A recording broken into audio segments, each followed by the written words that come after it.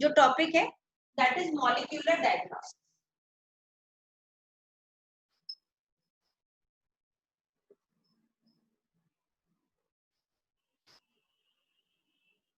ना what does it mean? Molecular diagnosis का meaning क्या होता है? मॉलिक्यूलर लेवल पर किसी चीज को डायग्नोस करना।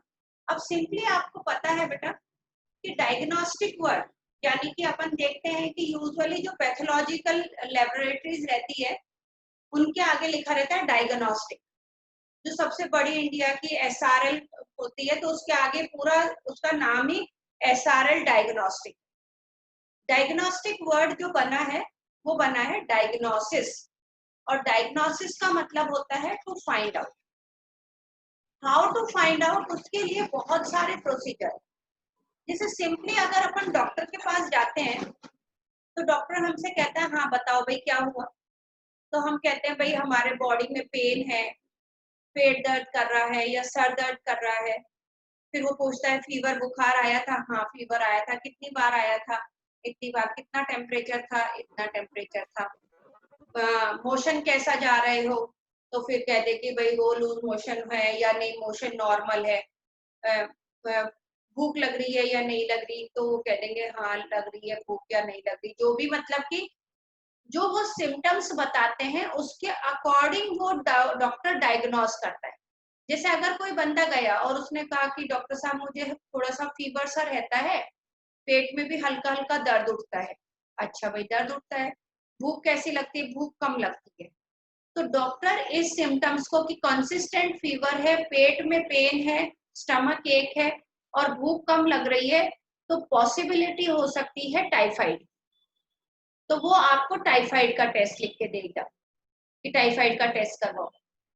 अगर आपने ये कहा कि मुझे बुखार आ रहता है बहुत तेज, दिन में एक बार बुखार आ जाता है, 2 दिन में या एक दिन में, और बहुत कपकपी चढ़ के बुखार आता है, शिवरिंग के साथ बुखार आता है, और फिर जब मैं कुछ ओढ़ के सो जाता हूँ या दवाई ले लेता हूँ तो मेरी पूरी बॉडी में पसीने पसीने आ जाते हैं, तो वो सिंपली आपको मलेरिया का टेस्ट लिखेगा। यानी वो डायग्नोस किया कि आपको मलेरिया है।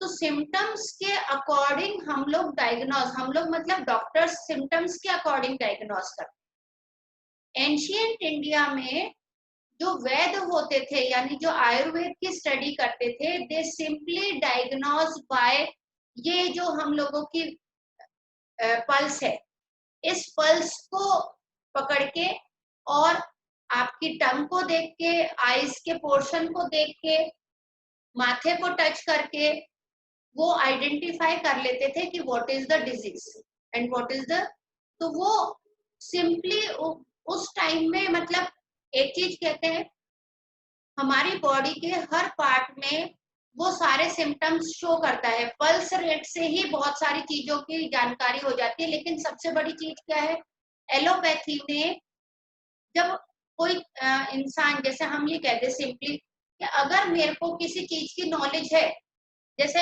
मैं आप लोगों को एक सिंपल एग्जांपल देती हूँ बेटा, तो मैं यहाँ पे सिंपली ये कह रही थी कि डायग्नोस्टिक फीचर्स क्या होते हैं, डायग्नोसिस क्या होता है। Diagnosis to detect the disease, है ना, to find out the disease by finding out the symptoms और by the help of symptoms. तो अब सिंपल सी चीज है बेटा कि अगर हमारी बॉडी में कोई डिजीज हुई है तो उसके सिम्टम्स कब अपीयर होते हैं। तो सिंपल सी चीज एक मैं बताती हूँ। जैसे अगर यहाँ पे मैं एक एग्जांपल लेती हूँ कि सपोज मेरी बॉडी है या किसी भी पर्सन की बॉडी है और उसमें बेटा प्लाज्मोडियम एंटर कर दिया। अब वो प्लाज्मोडियम पहले कहाँ जाएगा बेटा? लिवर सेल्स में जाएगा, लिवर सेल में मल्टीप्लाई करेगा। अब एंट्री ऑफ प्लाज्मोडियम, ठीक है बेटा, एंट्री ऑफ प्लाज्मोडियम एंड एक्सोडियम की एंट्री और मलेरिया का जो फर्स्ट सिम्टम अपीयर होता है उसके बीच में एक टाइम गैप होता है। उस टाइम गैप को, जो टाइम गैप प्रेजेंट होता है, टाइम गैप जो प्रेजेंट होता है उस टाइम गैप को कहा जाता है बेटा या तो विंडो पीरियड या फिर वर्ड होता है incubation period. Okay, that is called as window period और इंक्यूबेशन पीरियड। ये पीरियड क्या होता है बेटा? ये वो टाइम पीरियड है जिसमें कोई भी पैथोजन बॉडी के अंदर एंटर करके अपना नंबर इतना इंक्रीज करता है कि उसकी वजह से बॉडी में डिजीज के सिम्टम्स अपीयर। यानी कि जब तक डिजीज के सिम्टम्स अपीयर नहीं हुए, जैसे सपोज मुझे फीमेल एनोफिलीज ने आज काटा तो मुझे कल मलेरिया नहीं हो जाएगा बेटा। मुझे कम से कम भी नहीं तो 7 to 8 डेज या 10 डेज भी लग सकते हैं मलेरिया होने में। क्यों? क्योंकि पहले वो प्लाज्मोडियम जब उसने मेरे को बाइट किया और प्लाज्मोडियम रिलीज करा स्पोरोजॉइड स्टेज में मेरे ब्लड में, तो पहले वो स्पोरोजॉइड जाएगा लिवर सेल्स। लिवर सेल्स में जाके वो एसेक्सुअल रिप्रोडक्शन करेगा एंड प्रोड्यूसेस मोर प्लाज्मोडियम। फिर वो प्लाज्मोडियम वापस से लिवर और लिवर सेल में जाएंगे। जब उनका नंबर इतना एनहांस हो जाएगा लिवर सेल में से, तो फिर वो प्लाज्मोडियम लिवर सेल से निकल के now they come and attack on the RBC. अब आरबीसी में मल्टीप्लाई करेंगे, और जब आरबीसी में मल्टीप्लाई करते हैं बच्चे ध्यान देना, जब आरबीसी में मल्टीप्लाई करते हैं और आरबीसी को रप्चर करते हैं, उस टाइम में वो रिलीज करते हैं टॉक्सिक सब्सटेंस हीमोजॉइन। हीमोजॉइन मतलब हीमोग्लोबिन को डिग्रेड करके टॉक्सिक सब्सटेंस बनाया हीमोजॉइन। और उस हीमोजॉइन की वजह से हमारे अंदर मलेरिया के सिम्टम्स अपीयर होते हैं कि चिल के साथ में हमें फीवर आता है, यानी ठंड भी लगती है और फीवर भी आता है। वो सिम्टम जो होते हैं, वो सिम्टम कब आते हैं? जब मलेरिया के प्लाज्मोडियम हमारी बॉडी में बहुत ज्यादा इंक्रीज हो गए। ऐसे ही अगर मैं आपको सबको बताती हूँ बेटा, ट्यूबरक्लोसिस के लिए जो बैक्टीरिया रिस्पॉन्सिबल है वो एयर में प्रेजेंट है, मेरी बॉडी में भी प्रेजेंट है, तुम्हारी बॉडी में भी प्रेजेंट होंगे, लेकिन उनका नंबर इंक्रीज नहीं हो पाता। क्यों? क्योंकि हम सबकी बॉडी में बीसीजी का इंजेक्शन लगा हुआ है। BCG is the vaccine against the tuberculosis. अब अगर मान लो मेरी इम्यूनिटी वीक होती, बीसीजी का वैक्सीन लगा हो लेकिन फिर भी मेरी बॉडी में इम्यूनिटी डेवलप नहीं हुई, तो वो ट्यूबरक्लोसिस का बैक्टीरिया मेरी बॉडी में पहले मल्टीप्लाई करता, तब तक मेरी बॉडी में कोई सिम्टम्स नहीं आते। जब उसका नंबर इतना ज्यादा हो जाता कि वो टॉक्सिक सब्सटेंस मेरी बॉडी को अफेक्ट करने लगते, तो मेरी बॉडी में परसिस्टेंट फीवर होता, कफिंग होती, ठीक है, वो सारी चीजें प्रोसेस होता। तो मैं आपको ये बताने वाली हूँ कि हमें अगर कोई पैथोजन बॉडी में एंटर करा है तो वो हमें तब पता लगता है जब तक वो हमारी बॉडी में उसका नंबर बहुत ज्यादा इंक्रीज करे। तो कन्वेंशनल डायग्नोस्टिक फीचर्स क्या थे बेटा? कन्वेंशनल डायग्नोस्टिक फीचर होते हैं कि हम यूरिन टेस्ट करवा लेते हैं, हम सीरम टेस्ट करवा लेते हैं, हम ब्लड टेस्ट करवाते हैं। ये सारे टेस्ट कन्वेंशनल डायग्नोस्टिक में आते हैं। और ये जो फीचर है ये केवल तभी किसी डिजीज को डायग्नोस कर पाते हैं जब वो डिजीज के सिम्टम्स हमारी बॉडी में इंक्रीज हो जाए या उस पैथोजन का नंबर बहुत ज्यादा इंक्रीज हो जाए, तो हम आइडेंटिफाई करते हैं। तो रिकॉम्बिनेंट बायोटेक्नोलॉजी क्या करती है बेटा? उसने एक नई टेक्निक डेवलप करी और उसके थ्रू हम लोग डिजीज की बहुत अर्ली स्टेज में, यानी वो एंटर ही करा है और उसी स्टेज में अगर हम उसे डायग्नोस कर ले कि भाई ये हमारी बॉडी में एंटर कर चुका है, तो उसे डिटेक्ट कर लिया जाए, तो अर्ली डायग्नोसिस। तो अर्ली डायग्नोसिस करने के लिए हम लोग क्या यूज करते हैं? Recombinant biotechnology. तो रिकॉम्बिनेंट टेक्नोलॉजी या आरडीएनए टेक्नोलॉजी यूज की जाती है to detect any of the disease at very early stage. तो वो हम लोग इस वाले टॉपिक में पढ़ेंगे कि what is the application of the recombinant biotechnology. तो बायोटेक्नोलॉजी का जो नेक्स्ट एप्लीकेशन है वो एप्लीकेशन क्या है, in the molecular diagnostic feature. अब तुम कहोगे कि मैम ऐसे तो क्या हम यूं ही जाके और किसी डॉक्टर बोले कि भाई शायद देखो मुझे मलेरिया तो नहीं हो गया, इसका मेरे को डायग्नोस करो। नहीं बेटा, ये छोटी मोटी बीमारियों के लिए हम इसको फॉलो नहीं करते।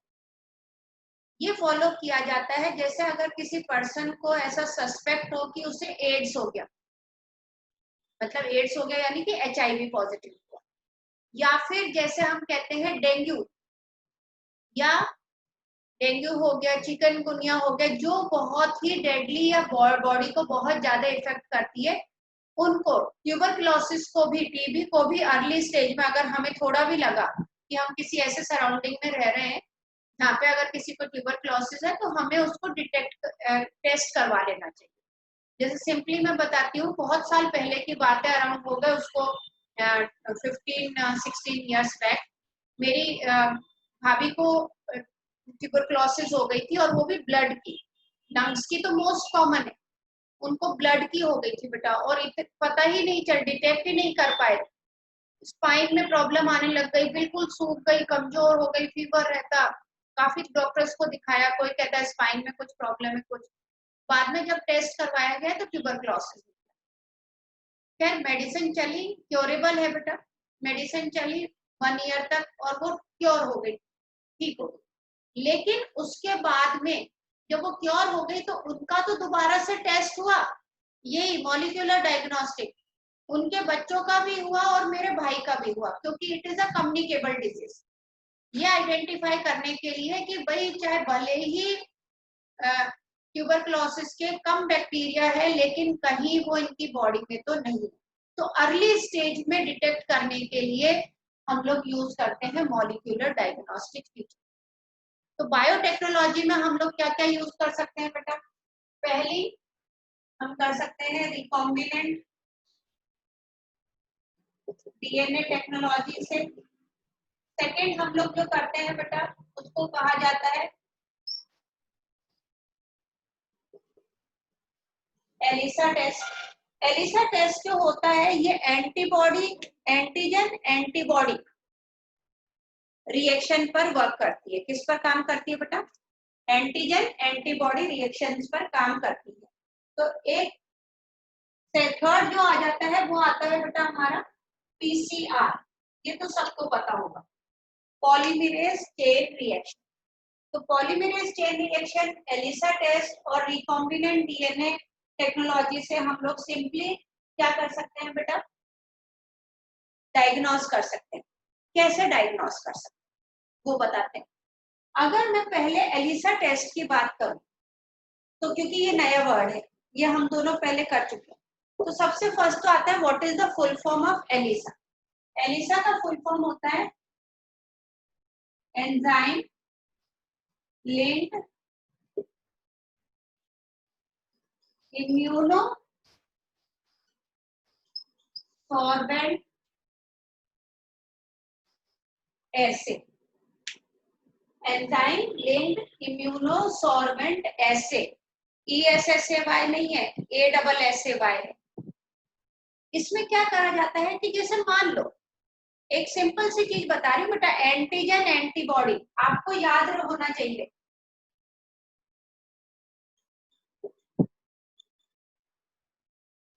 एंटीजन किसको कहते हैं?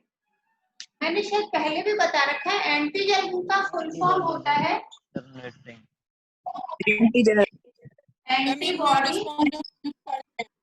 हाँ, हम सिंपल वर्ड में कहें कि एंटीबॉडी जनरेटिंग, यानी जो एंटीबॉडी जनरेट करवा दे वो होता है एंटीजन।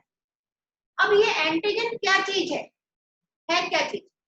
तो बेटा एंटीजन किसी भी पैथोजन की बॉडी के ऊपर प्रेजेंट प्रोटीन, यानी हम ये कह सकते हैं कि हमारा प्रोटीन, हमारी सेल के ऊपर जो प्रोटीन है, जिसे कहते हैं ना ग्लाइकोप्रोटीन, हर सेल पे, हर ऑर्गेनिजम्स की और हर इंडिविजुअल की सेल पर डिफरेंट डिफरेंट ग्लाइकोप्रोटीन होते हैं। बायोमेम्ब्रेन तो वो सेम तरह की रह गई, लेकिन ग्लाइकोप्रोटीन डिफरेंट। तो हर पैथोजन पर डिफरेंट टाइप का प्रोटीन, और उस प्रोटीन को आइडेंटिफाई करती है हमारी टी लिम्फोसाइट। समझना, नॉर्मल इम्यूनिटी में, उसको आइडेंटिफाई करती है टी लिम्फोसाइट। टी लिम्फोसाइट भागी भागी जाती है बी लिम्फोसाइट के पास, कहती है भाई वो वाला एंटीजन आया हुआ है, उसके अगेंस्ट आपको एंटीबॉडी बनानी है। तो बी लिम्फोसाइट उस एंटीजन के अगेंस्ट, उस प्रोटीन के अगेंस्ट एंटीबॉडी बनाती है, जिससे वो एंटीबॉडी उस प्रोटीन को पकड़ ले और उसको एग्लूटिनेट करके इमोबिलाइज कर दे, जिससे वहां पे फैगोसाइटोसिटिक सेल आके उसको फीड कर दे। तो खैर यहाँ हम बात कर रहे हैं कि एलिसा टेस्ट में क्या करा जाता है कि एंटीजन एंटीबॉडी रिएक्शन पर काम कर रही है। तो इसमें टेस्ट में एंटीबॉडीज पहले से बना के रखी जाती है हर डिजीज से रिलेटेड, हर डिजीज से रिलेटेड एंटीबॉडीज एक्सट्रैक्ट आउट करके रहती है। ब्लड लिया गया, ब्लड लिया गया तो उसमें अगर थोड़े से अमाउंट में भी पैथोजन प्रेजेंट है तो नेचुरली उनकी बॉडी के ऊपर प्रोटीन प्रेजेंट है, थोड़े भी प्रेजेंट है, उनको क्या करा जाएगा, पहले कल्चर किया जाता है।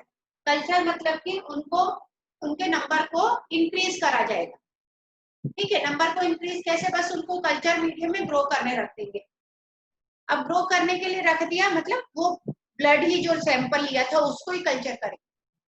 अब उसमें एंटीबॉडीज डालेंगे, एंटीबॉडीज डाली और क्लम्पिंग हो गई तो इसका मतलब ये है कि टेस्ट पॉजिटिव आया, यानी person is having that pathogen in their body. लेकिन अभी तक इतना हाई नहीं हुआ कि डिजीज हो जाए। और अगर क्लम्पिंग नहीं हुई तो उसको कह देते हैं भाई आपका टेस्ट नेगेटिव है, आपके कोई बीमारी नहीं।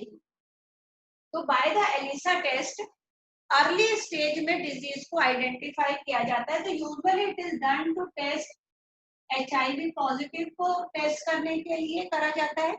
इसके अलावा